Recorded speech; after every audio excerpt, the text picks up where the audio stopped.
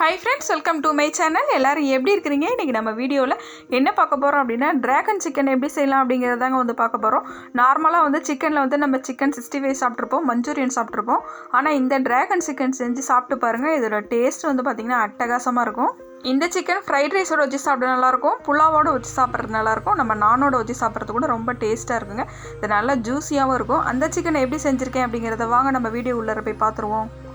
இந்த ரெசிபி செய்கிறதுக்காக நான் 300 கிராம் வந்துட்டு சிக்கன் எடுத்துருக்கேங்க. சிக்கன் வந்து பார்த்திங்கன்னா இந்த மாதிரி வந்து பீஸா வந்து கட் பண்ணிக்கோங்க, கொஞ்சம் நீல வாக்கில் மெலிசாக இருக்கிற மாதிரி.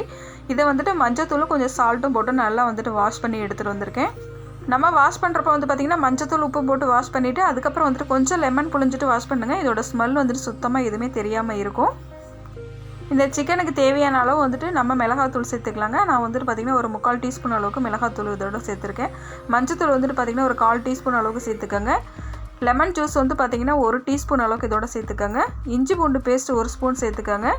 இந்த சிக்கனுக்கு தேவையான அளவு உப்பு வந்துட்டு கம்மியாக போடுங்க, ஏன்னா நம்ம வந்துட்டு மறுபடியும் உப்பு இதோட சேர்க்க போகிறோம். இதோட வந்து பார்த்திங்கன்னா 1 ஸ்பூன் அளவுக்கு கார்ன்ஃப்ளவர் மாவு இதோட வந்து சேர்த்துக்கிறேன். இப்போ இது எல்லாத்தையும் சேர்த்து நல்லா ஒன்றா மிக்ஸ் பண்ணி விட்டுறலாம். நம்ம சேர்த்துருக்கிற இந்த மிளகாத்தூள், மஞ்சத்தூள், இந்த லெமன் ஜூஸ் எல்லாமே வந்துட்டு இதில் மிக்ஸ் ஆகிற அளவுக்கு நல்லா இந்த மாதிரி வந்துட்டு மிக்ஸ் பண்ணி விட்டுருங்க. நம்ம இதை நல்லா மிக்ஸ் பண்ணி விட்டுட்டு இதை வந்துட்டு ஒரு 1/2 hour அப்படியே வந்துட்டு நம்ம ஊற வச்சிடலாங்க. அப்போ தான் வந்துட்டு இந்த சிக்கனுக்குள்ளார நம்ம போட்டிருக்க மசாலா எல்லாமே வந்துட்டு போய் செட் ஆகும். அதனால் வந்துட்டு ஒரு 1/2 மணி நேரம் அப்படியே வந்துட்டு ஊற வச்சுருங்க. இப்போ ஒரு மூடி போட்டு வந்து மூடி வச்சிட்றேன். இப்போ 1/2 hour ஆயிடுச்சுங்க. இப்போ இதை வந்து பொரிக்க ஆரம்பிச்சிடலாம். இந்த மாதிரி வந்துட்டு ஃப்ரையிங் பேன் ஒன்று வச்சுட்டு அதில் பொரிக்கிறதுக்கு தேவையான அளவு எண்ணெய் ஊற்றிடுங்க. நான் இன்றைக்கி இதில் தேங்காய் எண்ணெய் ஊற்றிருக்கேங்க. தேங்காய் எண்ணெயோட ஸ்மெல்லோடு இது சாப்பிட்றதுக்கு ரொம்ப டேஸ்ட்டாக இருக்கும். நீங்கள் ஒரு தடவை உங்கள் வீட்டில் தேங்காய் எண்ணெய் இருந்துச்சுன்னா இந்த மாதிரி வந்து ட்ரை பண்ணி பாருங்கள். இப்போ இது கொஞ்சம் பீஸாக வந்துட்டு போட்டு நம்ம வந்து பொரித்து எடுத்துக்கலாம். ரொம்ப டீப் ஃப்ரை ஆகணும்னு வந்துட்டு அவசியம் இல்லைங்க. சும்மா கொஞ்ச நேரம் வந்துட்டு ஃப்ரை ஆனச்சுனாவே வந்து போதும். ரொம்ப கிறிஸ்பியாக இருக்கிற அளவுக்குலாம் வந்துட்டு வச்சுருக்கணும்னு அவசியம் இல்லை. இப்போ இந்த மாதிரி ஸ்டேஜில் நான் எடுத்து வந்து பிளேட்டுக்கு மாற்றி வச்சுக்கிறேன். நம்ம எடுத்து வச்சுருக்க சிக்கன் எல்லாமே இதே மாதிரி வந்து நம்ம பொரித்து எடுத்துகிட்டு வந்துடலாம். இது அப்படியே இருக்கட்டுங்க. இப்போ நம்ம வந்து கிரேவி பண்ண போகிறோம். அதுக்காண்டி வந்து பார்த்திங்கன்னா கேப்சிகம் வந்து ஒரு 1/4 கேப்சிகம் எடுத்து இது இந்த மாதிரி சின்ன பீஸாக கட் பண்ணி எடுத்துருக்கேன். பூண்டு 6 பல் எடுத்து அதையும் பொடியாக கட் பண்ணி எடுத்து வச்சுருக்கேன். மீடியம் சைஸ் வெங்காயம் ஒன்று எடுத்து அதையும் இந்த மாதிரி வந்து பொடியாக கட் பண்ணி எடுத்து வச்சுருக்கேன். இப்போ ஃப்ரைங் பேனில் வந்துட்டு பார்த்திங்கன்னா 1 டீஸ்பூன் அளவுக்கு எண்ணெய் ஊற்றிருக்கேன். இப்போ இதில் வெங்காயத்தையும் அந்த பூண்டையும் வந்துட்டு இதோடு வந்துட்டு சேர்த்துருவோங்க. இந்த வெங்காயமும் பூண்டு வந்துட்டு கொஞ்சம் நேரம் வதங்கணும். அதுக்கப்புறம் வந்துட்டு நம்ம இதில் வந்துட்டு கேப்சிகம் வந்து சேர்க்க போகிறோம். வீடியோ ரொம்ப லென்த்தாக இருக்கக்கூடாது அப்படிங்கிறதுக்காண்டி நான் வந்து ஷார்ட்டாக வந்துட்டு வீடியோ எடுத்திருக்கேங்க. நீங்கள் ஒவ்வொரு டிஷ்ஷும் வந்து வதங்குறதுக்கு டைம் கொடுத்துட்டு அதுக்கப்புறம் மற்ற டிஷ்ஷை வந்துட்டு சேருங்க. நம்ம சேர்த்துருக்க வெங்காயமும் பூண்டும் பாருங்கள் கொஞ்சம் கலர் சேஞ்ச் ஆக ஆரம்பிச்சிருச்சு. இந்த சமயத்தில் வந்து நம்ம வந்து கேப்சிகம் இதோட வந்துட்டு சேர்த்துடலாம். இதையும் சேர்த்துட்டு வந்துட்டு மிக்ஸ் பண்ணி விட்டுருங்க. உங்கள்கிட்ட கேப்சிகம் இருந்தால் சேர்க்கலாம், இல்லைனா வந்துட்டு நீங்கள் வேணால் இதை அவாய்ட் பண்ணிடலாங்க. இந்த கேப்சிகம் வந்து வேகிறதுக்கு ரொம்ப நேரம் வந்து டைம் எடுக்காது. அது இல்லாமல் நம்ம இந்த சிக்கனை சாப்பிட்டப்ப இந்த கேப்சிகம் வந்து வாயில் கொஞ்சம் கடிபடுறப்ப நல்லா க்ரன்ச்சியாக இருக்கும். அதுக்காண்டி தான் நம்ம வந்து கேப்சிகம் இதில் சேர்த்துருக்கோம்.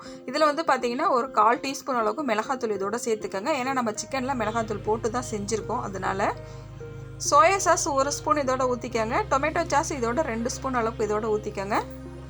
உங்களுக்கு ஸ்வீட்னஸ் ரொம்ப பிடிக்காது அப்படின்னா இதில் ஒரு 1/2 ஸ்பூன் அளவு கூட வந்துட்டு கம்மி பண்ணிக்கலாங்க. இப்போ இதோடு வந்துட்டு பார்த்திங்கன்னா ஒரு பிஞ்ச் அளவு வந்துட்டு சால்ட்டு சேர்த்துக்கலாம். ஏன்னா நம்ம சிக்கனில் உப்பு போட்டு தான் வந்துட்டு நம்ம வந்து பொரிச்சிருக்கோம். அதனால் வந்துட்டு தேவையான அளவு மட்டும் உப்பு சேர்த்துக்கோங்க. இதோட வந்துட்டு பார்த்திங்கன்னா ஒரு 1/4 டீஸ்பூன் அளவுக்கு மிளகுத்தூள் இதோட வந்துட்டு சேர்த்துக்கோங்க. இதை கொஞ்சம் இந்த மாதிரி வந்து மிக்ஸ் பண்ணி விட்டுட்டு கொஞ்சமாக வந்துட்டு தண்ணி ஊற்றி இதை வந்து நம்ம வந்து வேக வச்சிடலாம். தண்ணி வந்துட்டு பார்த்திங்கன்னா ஒரு 1/4 டம்ளர் அளவுக்கு சேருங்க. ரொம்ப தண்ணி சேர்த்துறாதீங்க. இந்த மிளகாத்தூளோட பச்சை ஸ்மெல் போகிறதுக்காண்டி தான் தண்ணி சேர்க்குறோம். இதை இந்த மாதிரி வந்து மிக்ஸ் பண்ணி விட்டுட்டு நம்ம ஊற்றிருக்க தண்ணி வந்து கொஞ்சம் ட்ரை ஆனதுக்கப்புறம் இதில் வந்து நம்ம இந்த சிக்கனை வந்துட்டு சேர்த்துடலாங்க. தண்ணி பாருங்கள் கொஞ்சம் ட்ரை ஆயிடுச்சு. இந்த சமயத்தில் வந்து நம்ம சிக்கனை வந்துட்டு இதில் சேர்த்துடலாம். நம்ம டொமேட்டோ சாஸ் சேர்த்துருக்கிறதுனால இது கலர் வந்து நேச்சுரலாகவே நமக்கு வந்து நல்லா ரெட்டிஷாக வந்து கிடைக்குங்க. இப்போ இதை நல்லா இந்த மாதிரி வந்துட்டு மிக்ஸ் பண்ணி விட்டுருங்க. சிக்கனை சேர்த்ததுக்கப்புறம் அடுப்பு வந்து பார்த்திங்கன்னா மீடியம் ஃப்ளேம்லேயே வந்து வச்சுக்கோங்க. இப்போ இதில் வந்து பார்த்திங்கன்னா கார்ன்ஃப்ளவர் மாவு 1 ஸ்பூன் அளவுக்கு எடுத்து அதை இந்த மாதிரி வந்துட்டு தண்ணி ஊற்றி கொஞ்சமாக கரைச்சி எடுத்து வந்திருக்கேன். அதை வந்துட்டு இதோட வந்துட்டு சேர்த்துடலாம்.